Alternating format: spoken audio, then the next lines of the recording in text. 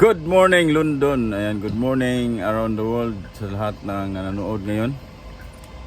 Ayan, good morning. Ayan, marami kasing nagtatanong na idol, ano ba yung benefits sa isang bus driver diyan sa London, no? Marami po. Una, you can travel around London anytime, no? Anywhere. Libre po yun, at pati yung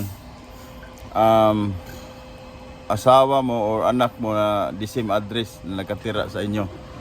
Tapos maraming libre, maraming benefits. Merong sa mga tindahan, no?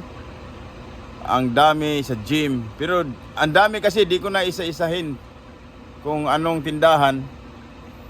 Ang ano lang dyan, yan, ang maganda po dyan, yung travel talaga. Ang mahal ngayon ng bus pass, 1 month travel card, di ba? Ang mahal, alam niyang naga-London yan.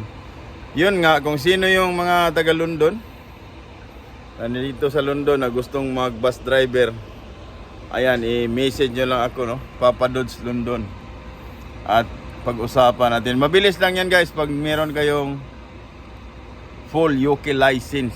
Yun lang naman ang hinahanap nila. Iwan lang kung basta yun lang hinahanap niya, hindi naman tinanong na marami namang hindi pa dito anong tawag doon, British citizen na nagda-drive ng bus. Marami dito. Tapos yun, ang ganda ng benefits na yun na maka-travel ka kahit saan.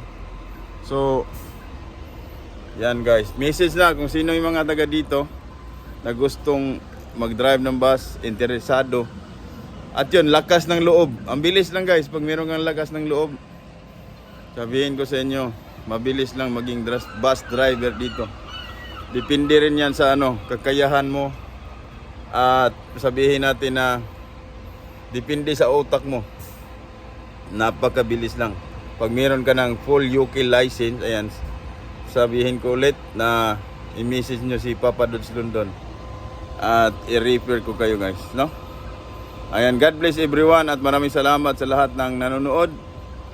At i-message nyo lang kung ano pa yung sasabihin natin, no? Para ayun, masasabi natin.